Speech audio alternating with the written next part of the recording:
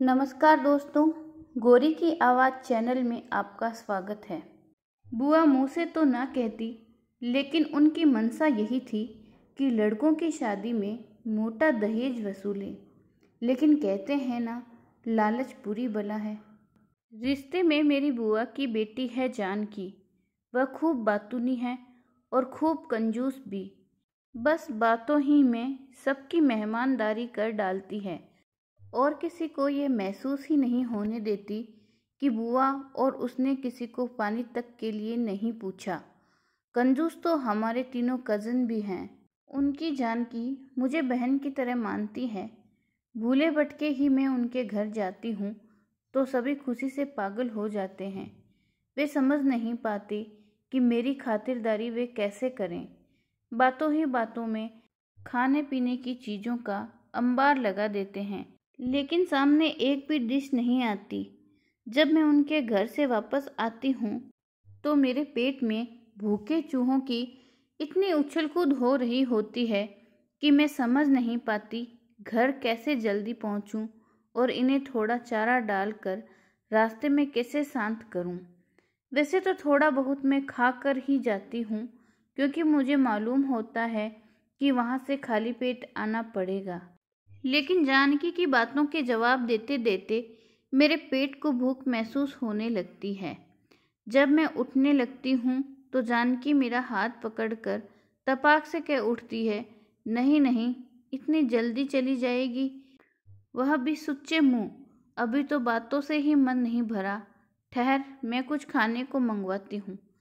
फिर वह अपने भाइयों को आवाज़ लगाकर अपने पास बुलाएगी और डांटने लगेगी, क्या रे बेवकूफ़ों, तुम्हें जरा भी तमीज़ नहीं है? शादी लायक हो गए लेकिन अक्ल नहीं आई। देख रहे हो, तुम्हारी कजिन 3 घंटे से आई बैठी है और तुम लोग हो कि उसके लिए अभी तक चाय नाश्ता ही नहीं मंगाया। और वे तीनों शातिर एक दूसरे का मुंह देखने लगते, जैसे पूछ रहे हों क्या जानकी सचमुच लाने को कह रही है। तभी जानकी फुफकार उठती है, खड़े खड़े मुंह क्या देख रहे हो, कॉफ़ी बना लाओ। उन तीनों के पीठ मोड़ते ही जानकी बोल उठती है, ठहरो, इतनी गर्मी में वह क्या कॉफ़ी पिएगी?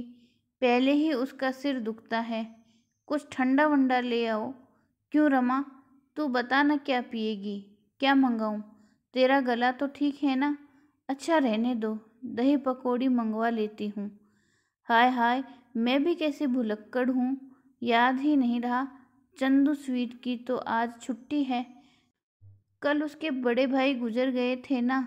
रास्ते में आते हुए मैंने देखा था कि चंदू स्वीट्स के 100 केस खाने से चमक रहे थे, पर नतीजा यह होता है कि मुझे जानकी से हंसते हंसते कहना पड़ता है, छोड़ो, इस खाने पिलाने की झंझट को क्यों तकलीफ़ करती हो। मैं तो घर से खाकर आई थी, अभी तक पेट भरा है और इस तरह हर बार मुझे बिना पानी पिए वापस आना पड़ता है। घर के बाहर तक जानकी छोड़ने आती तो चिंता के मारे उसका चेहरा पीला पड़ गया होता।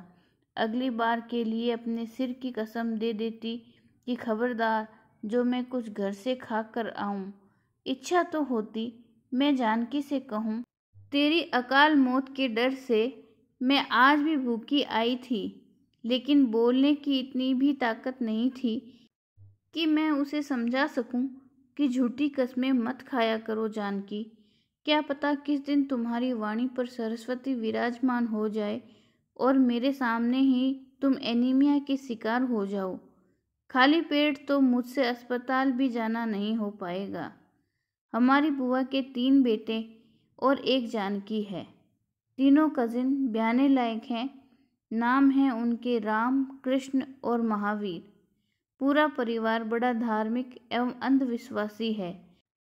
चाचा ने तो देखकर शादी की थी, पर फूफा को न जाने कौन सा भक्ति का रंग चढ़ा कि स्वतंत्रता संग्रामी का चोला छोड़कर वे देश के विधर्मियों को निकालने की बातें करने लगे और जमकर पूजा पाठ करते। हाँ, दान दक्षिणा कम ही देते, बातें बहुत बनाते। लड़का रामनवमी के दिन हुआ था, सो बुआ जी कहती है यह रामचंद्र जी का आशीर्वाद है, इसलिए इसका नाम राम मोहन रखा। बिस्ला कृष्ण जन्माष्टमी के दिन दुनिया में आया था, सो उसका नाम भगवान कृष्ण का प्रसाद है। तीसरा महावीर जयंती के दिन पैदा हुआ था, इसलिए वह हनुमान जी की कृपा का फल है। मेरी तीनों कजिन से कभी नहीं बनी, लेकिन है तो कज़न ही ना। तीनों अलग थलग रहते थे। जानकी की समझ में आ गया था कि जब तक उन तीनों की शादियां नहीं होगी उसका नंबर नहीं आ सकेगा। वह सबसे छोटी जो थी, सो जानकी उन तीनों के विवाह के लिए चिंतित रहती थी। आते जाते से लड़कियां ढूंढने के लिए तकाजा करती थी। मेरे पति को भी वह दिन रात याद दिलाती, भूलना नहीं जीजा जी, लड़कियां ऐसी ढूंढना, अंदर बैठे तो बाहर तक उनके रूप रंग का उजाला पड़े।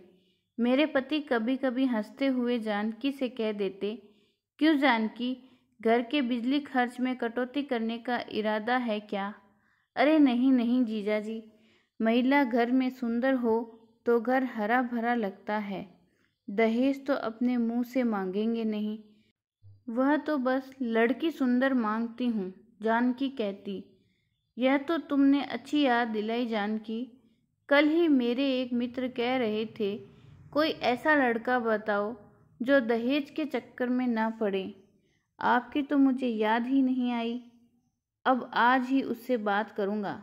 ना ना बेटा, वहाँ बात मत करना, बीच में बुआ घबराकर बोली। हमारे कहने का यह मतलब नहीं कि हम 3 ही कपड़ों में लड़की ले आएंगे। मैं तो यह कहती हूँ कि मैं दहेज नहीं मांगूंगी। वैसे लड़की के माता पिता देने में कोई कसर थोड़े ही रखते हैं। लड़की खाली हाथ चली आए तो भला ससुराल में उसकी कोई इज्जत होती है? पति भी बात बात में बहू को डंक मारता है कि कैसी भिखमंगों की लड़की पल्ले पड़ी है। बुआ बड़ी तर्कपूर्ण बात करती, जानकी भी बड़ी बूढ़ी की तरह सिर हिलाती।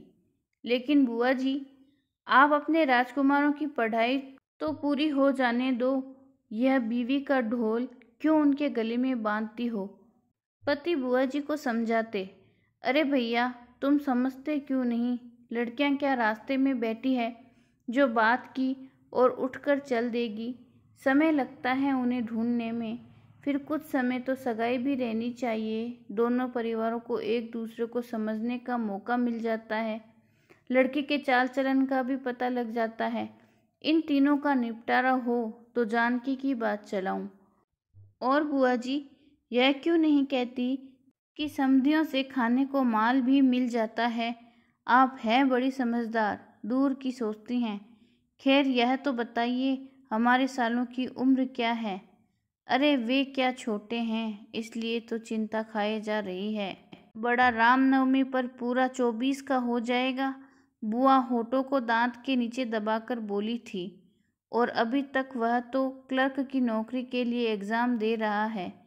मेरे पति हैरानी से बोले, अरे वह क्या जानबूझकर पढ़ा है? यह मेरी सरकार ही रिजल्ट सही से नहीं निकालती। राममोहन खिलाड़ी भी था, हॉकी खेलता है, सारा दिन मैदान के पास बैठा रहता है। पहले तो लड़के आते थे, पर अब सबकी नौकरियां लग गई तो बच्चों के साथ थोड़ा बहुत खेल कर मन बहलाता है। जन्माष्टमी पर 21 का हो जाएगा, वह भी 2-3 बार कॉरेस्पॉन्डेंस परीक्षा में बैठकर फेल हो चुका है। तीसरा भी 20 का हो जाएगा। मैं जानती थी कि तीनों अव्वल दर्जे के निकम्मे हैं। फर्नीचर के नाम पर जानकी के घर में 4 कुर्सियां और 2 मेजें थी, हर कुर्सी अलग डिजाइन की। एक कुर्सी का बेंत ढीला था, 2 कुर्सियां अभी तक जवान थी। मैंने एक बार बुआ से कहा था, बुआ फेंको इन पुरानी कुर्सियों को, बैठो तो डर लगता है, न जाने किस वक्त गुस्से में इनकी टांग लड़खड़ा जाए और बैठने वाले को दंडवत प्रणाम करना पड़े। बुआ बड़ी हैरानी से मुझे देखती, फिर कहती, क्यों बेटा, घर में जो बूढ़े माँ बाप हो जाते हैं उन्हें भी फेंक देना चाहिए। मैंने कहा, इंसान और सामान में फ़र्क होता है बुआ। कोई ऐसा तो नहीं कि तुम गरीब हो, प्रकृति का दिया सब कुछ है, मकान, जायदाद, पैसा, जेवर और फूफा की अच्छी खासी ऊपर की कमाई वाली नौकरी। जानकी हमेशा की तरह सिर हिलाती बोली, दीदी ऐसी बातें क्या मुंह से निकाली जाती है? दीवारों के भी कान होते हैं। पापा क्या इस पचड़े में पड़ने वाले थे? वह तो भले ही जिद समझ जो थोड़ा बहुत ले लेते हैं। तुम ही सोचो दीदी, खालिस तनख्वाह में कई 6 जनों का गुजारा होता है, लेकिन घर का थोड़ा बहुत सामान तो बनवा लो। आजकल तो मेज कुर्सी पर खाने का फैशन है, लेकिन तुम हो कि अभी तक कोने पर बक्सों पर कुशन पर रख कर काम चलाती हो। न सही ज़्यादा फर्नीचर बैठने को एक सोफ़ा हो। न जैसे हैं हम उसी तरह अच्छे हैं। घर में कुछ भी सामान लाने का मतलब है लोगों का मुंह खुलवाना। किसी का मुंह तो बंद नहीं किया जाएगा ना। यही कहेंगे साला ऊपर की कमाई खाता है। इस तरह सीधे साधे रहने से किसी को शक नहीं होता। फिर अब तेरे भाइयों के ब्याह हैं, 3-3 दहेज आएंगे, घर भर जाएगा सामान से, बुआ ने कहा था। उन्हीं दिनों जानकी का किसी लड़के से चक्कर चलने लगा था। उसने मुझे बताया तो सही, पर कुछ ज़्यादा नहीं। लड़का शायद विधर्मी था, पर अच्छा कमा लेता था। जानकी ने बुआ से कई बार कहा कि भाइयों की शादी कर दो, पर बुआ तो दहेज के लालच में थी। जब तक मोटा दहेज ना मिले वह किसी भी बेटे की शादी करने को तैयार नहीं थी, चाहे वे मामूली शक्ल सूरत के और निखट्टू थे। लेकिन बुआ, यह मकान तो ठीक करवा लो, जगह जगह से टूट रहा है। कल को लड़की वाले घर वर देखने आए तो ऐसा घर देख तुम्हें अपनी लड़की कौन देगा। कहती तो तू सच है। हमने भी इंतजाम कर लिया है। इनके दफ्तर का काम चल रहा है, वह पूरा हुआ कि देखना ठेकेदार हमारे घर का कैसे हुलिया बदल देगा। बुआ धीरे से बोली। वह कैसे बुआ? तेरे फूफा ने इसी शर्त पर उसे ठेका दिया था, बुआ ने मेरे कान में धीरे से कहा। जानकी के कहने पर बुआ लड़कों की शादी के लिए बड़ी परेशान हो गई। बहुत से लोगों से कह रखा था, लेकिन बुआ के गुणगान सुनते ही लड़की वाले दूर से सलाम कर लेते। बुआ में एक और भी गुण था, और वह था झगड़े करने का। झगड़े के मारे ही न तो घर में फूफा जी ही टिकते थे, न बर्तन मांजने वाली बाई। बुआ को इस बात से हमेशा ही शिकायत रही, तेरे फूफा जी को 2 बातें घर ले आती है, एक भूख और दूसरी नींद। अगर इस आदमी को इन बातों के लिए भी बाहर इंतजाम हो जाए तो घर में झांके तक नहीं। और बर्तन मांजने वालियाँ तो बुआ को देखते ही बस कान पकड़ लेती। जानकी खुलकर माँ से कुछ न कह सकी। एक दिन बुआ का सवेरे सवेरे बड़े खुश स्वर में फ़ोन आया। रमा, मैं कहती थी ना कि मेरे लड़के का अच्छा रिश्ता हो जाएगा। अब पास के शहर के घर से रिश्ता आया है, लड़की का फ़ोटो भी आया है। वे 5 लाख लगाएंगे शादी में। जानकी को मैंने फ़ोन किया तो बोली, दीदी माँ तो वैसे ही कह रही है। लड़की पर असल में बचपन में किसी ने तेजाब डाल दिया था। अब उनके पिता वैसे भी शादी कर देना चाहते हैं। तीनों ने फ़ोटो देखकर नापसंद कर दिया, पर माँ अड़ी है कि एक से तो शादी कराएगी। थोड़ा रुक कर वह फिर बोली, दीदी इस चक्कर में मैं बेकार ही पिस रही हूँ। माँ से कुछ कहना तो आफत बुलवाना है। जानकी और बुआ के घर में क्या चल रहा था यह मुझे नहीं मालूम चल पा रहा था। बुआ का फ़ोन कुछ कम आता था। अब वे जब भी बात करती तो 5 लाख रुपए के दहेज की बात ज़रूर बता देती। एक दिन मैंने कहा, बुआ पहले अपना घर तो ठीक करवा लो। एकाध कोई नीलामी घर से ही सोफ़ा ले लो, एकाध दरी ले लो। समधी आए तो घर देखकर कुछ तो प्रभावित हों। कुर्सियाँ तो मेरे पास हैं बेटी, कहाँ इन कुर्सियों पर कौन बैठ सकता है बुआ। बस दहेज मिलने दे, मैं पूरा घर चकाचक कर दूंगी।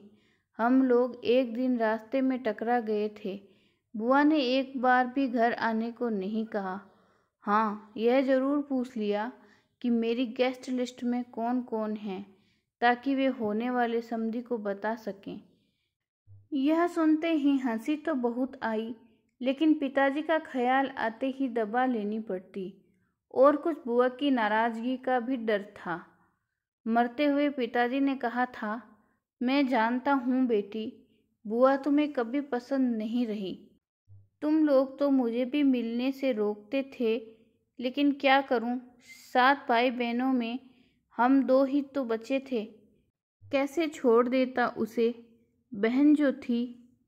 अब मैं तो जा रहा हूँ। तुम्हारे दादा की यह अंतिम निशानी रह गई है, इससे रूठना मत बेटी, मिलती मिलाती रहना। एक दिन मैंने ही उन्हें फ़ोन किया। इधर उधर की बातें करने के बाद मैंने बुआ से कहा, अभी तो घर पर खर्चा कर डालो, जब शादी होगी तो मैं सूद के पैसा वापस आ जाएगा। बुआ ने कोई जवाब नहीं दिया। खैर एक दिन आने का संदेश दे दिया।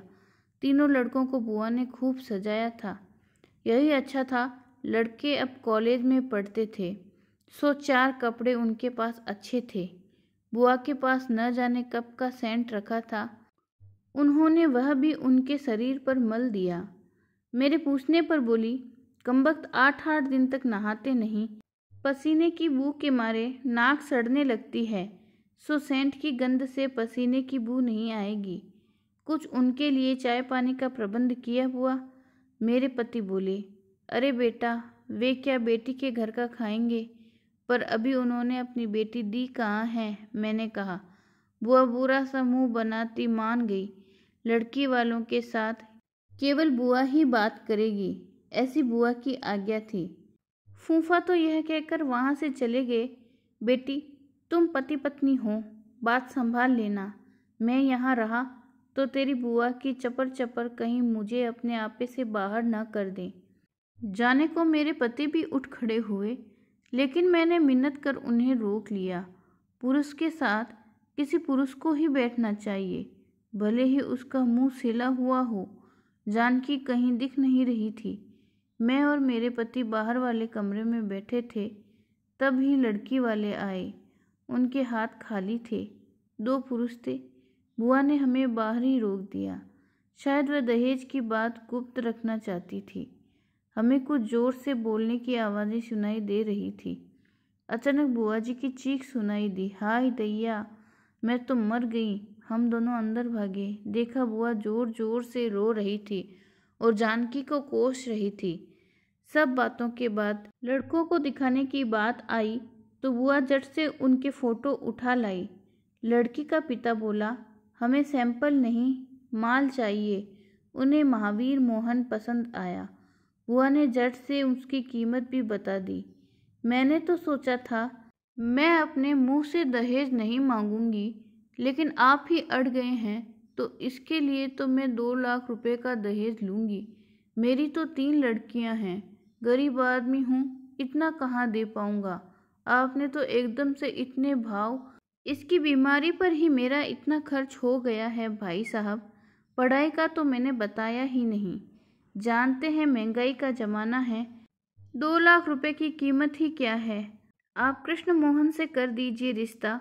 बुआ बोली, उसकी आंख में नुक्स है बहन जी, फिर जरा वह दादा टाइप है, जैसा कि आपने बताया है।